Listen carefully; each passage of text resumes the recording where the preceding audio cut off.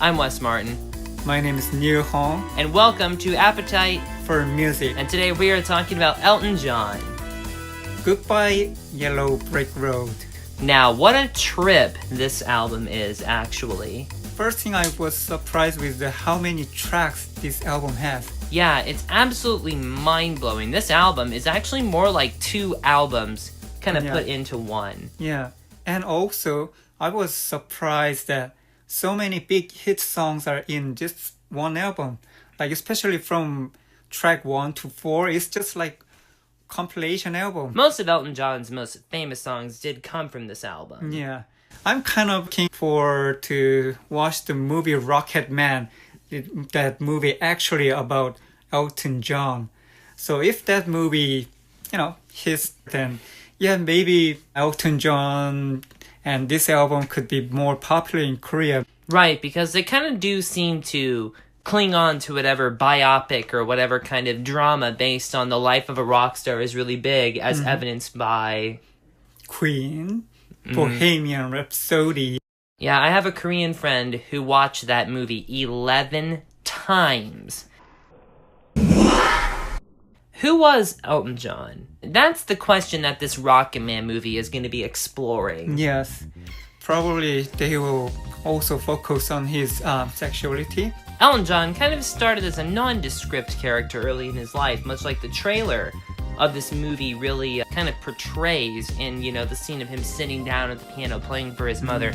He was born with the name Reginald Dwight on March 25th, 1947 in an affluent suburb of London called Pinner in the city of Middlesex.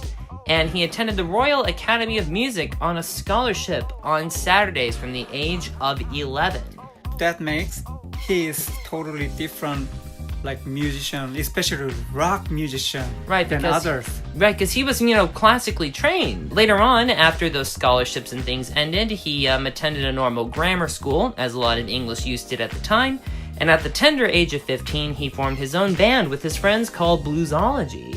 That band did not come to last, as is seen in the history of pop music, as they broke up in 1967 with Elton John going solo, as he had already met his songwriting partner and co-lyricist Bernie Taupin. And they were partner from the beginning to end. Right. So it's kind of very rare thing. Somehow they were working together for such a long time. Yeah, 20, 30, 40 years together. Shortly after he met Bernie Taupin, he began performing in Los Angeles in 1968.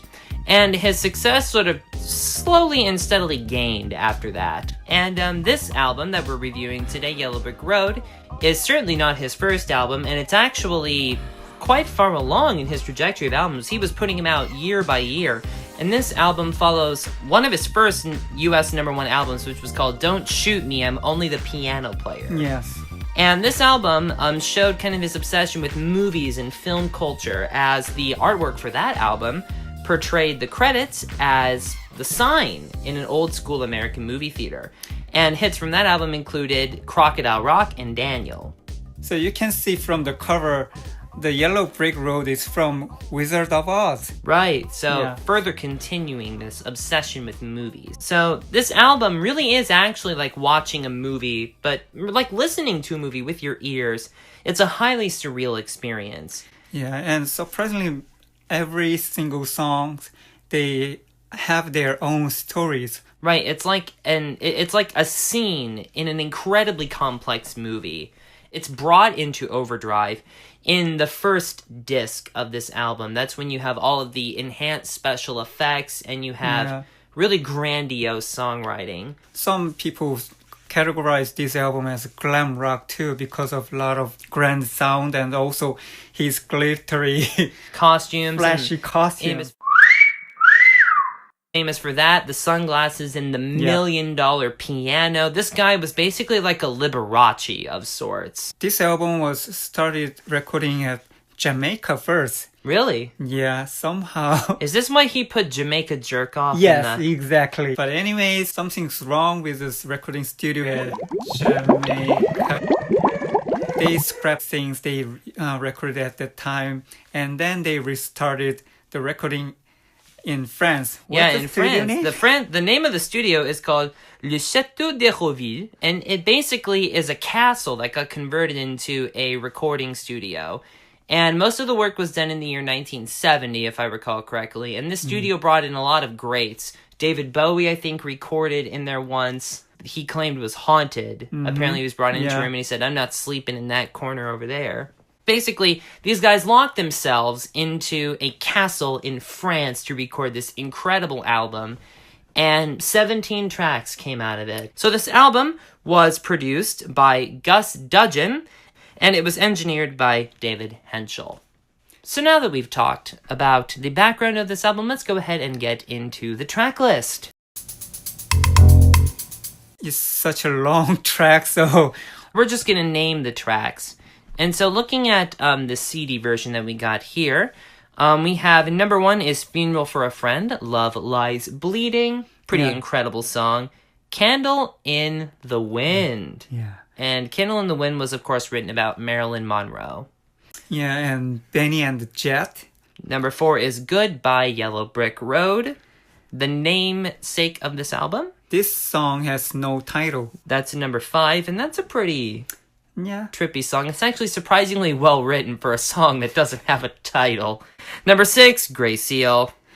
And number 7, Jamaica Jerk Off. Number 8, Number 8, I've seen that movie too. Number 9, Sweet Painted Lady. Number 10, The Ballad of Danny Bailey, 1909 to 1934. Yeah. Track 11, Dirty Little Girl. Number 12, All the Girls Love Alice. Had a thing for dirty girls, it sounds like. And 13, Your Sister Can't Twist, but She Can Rock and Roll.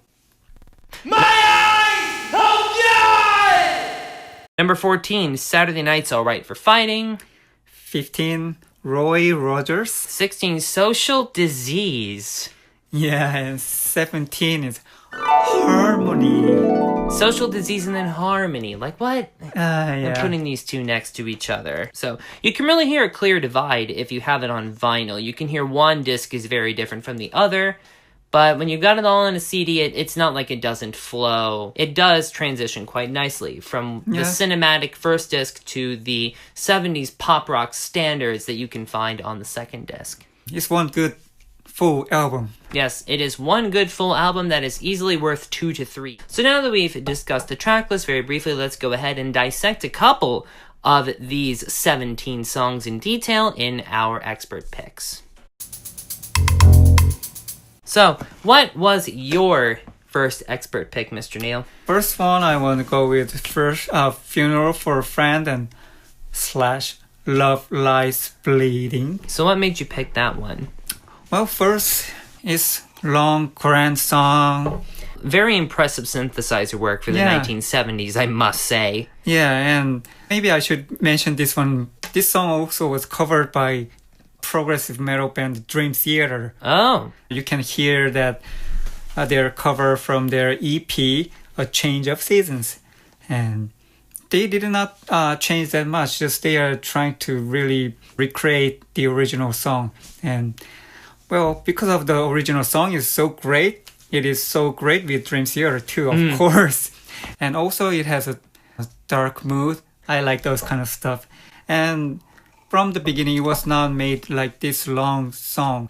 Elton John just write down first part, just Funeral for a Friend and Love Lies Bleeding separately. And later, when they're mixing it, they combined it together because of the ending code and the beginning code of those songs are same. So, okay, why don't we make it one grand song?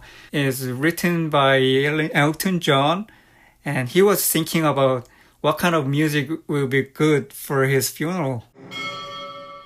This song is so grand. I'm recommending very highly to any people who listen to the music. So what was your second pick? My second pick is I've Seen the Movie Too.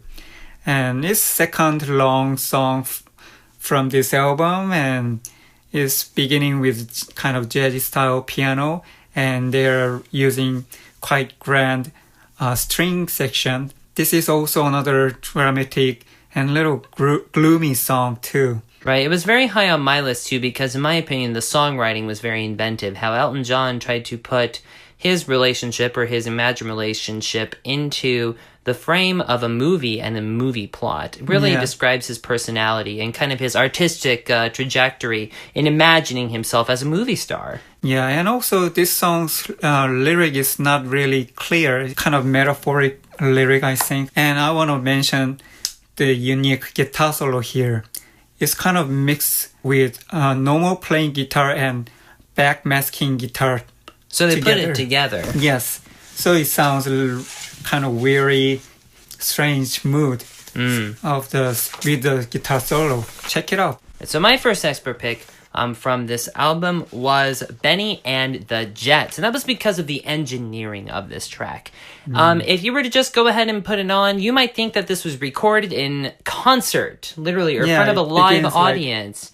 Because you can hear the crowd cheering, you can hear everybody going wild, but actually that was completely simulated in the studio, which for 1970 is a remarkable technical achievement. What happened was they went to record this song, and they noticed that the mix was falling flat, and so what they decided to do was to simulate a live performance, and what they did was they sampled audience sounds from a Jimi Hendrix record, and they put on what was called a plate reverb, but they just amped it up, and they said, we're going to go full-blown on this live feeling, and it was a great result. And my other pick was the Ballad of Danny Bailey. It was about an imagined moonshine runner. This wasn't a real guy, but he was talking about how he got shot down in a hotel room in Kentucky by somebody he was kind of, feuding with. I picked it because, number one, Elton John was English. He's not American, but he clearly wanted to capture the feeling of Americana and the southern United States in that. And as an American, I gotta give him some respect for that. That's pretty cool. This song is also another perfect example from this album that talking about one whole story from just by one song.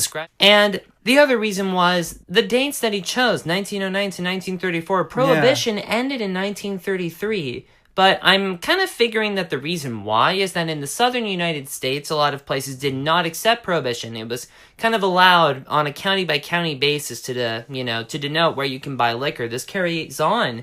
So I'm thinking that this passed prohibition by 1 year because the South was still sort of fighting over who could buy liquor legally and who could not.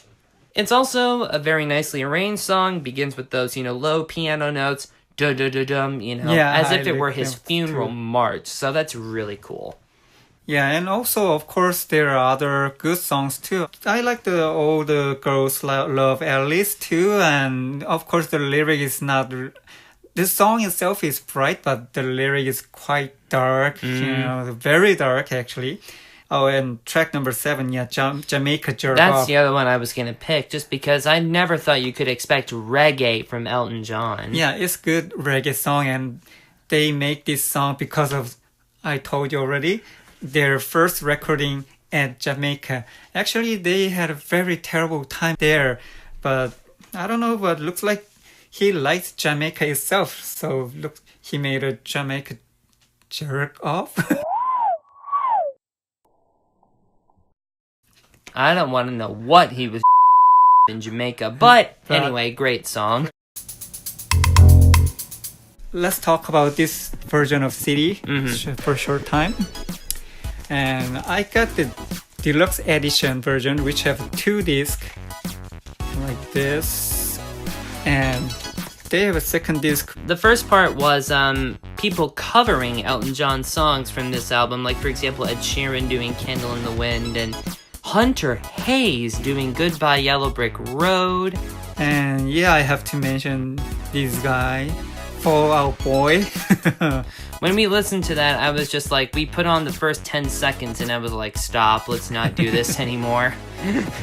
Well, of course, there might be people who will like this song, of course. Right, of course. Yeah, but... everybody's entitled to their opinion. And there's 9 tracks of other musicians covering Elton John's music from this album. And there's also another 9 tracks of live at December 1973.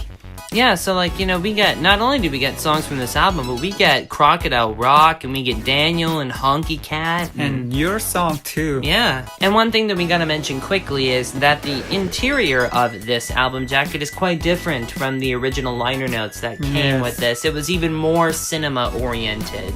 Yeah, even in this booklet, they put a lot of his new photographs here, but they did not include the original artwork. Somehow, I don't understand why, but yeah, but it was quite inventive and it was quite nice. Yes. The artwork that he had, and the back cover was literally like a movie poster hanging on a yellow brick wall, basically. And they painted some small pictures for every single songs, and especially with Candle in the Wind, they draw Marilyn Monroe because the song is about Marilyn Monroe. So, and also other songs, they have a theme for the music, so they draw the picture of them, and it is really nice. So I'm just saying, missing that is just one bad thing with this remastered version, I think. Right, so that means that you've got to go hunt down the original vinyl cut of this album to get the really good stuff. Anyway, we appreciate you sticking around for our discussion. Goodbye Yellow Brick Road from Elton John. I'm Wes Martin. My name is New Hong. Please go ahead and let us know what you think. What was your favorite song? And are you excited for Rocketman? What did you think of the movie? Go ahead and leave a comment down below. Don't forget to check out our track, Calling to Seattle. Oh, and if there's a Fall Out Boy fan there, yeah, you can comment something negative. I was gonna say, any comment helps the channel. Feel free to correct us about Fall Out Boy. Yeah. We're out of here. Thanks, guys.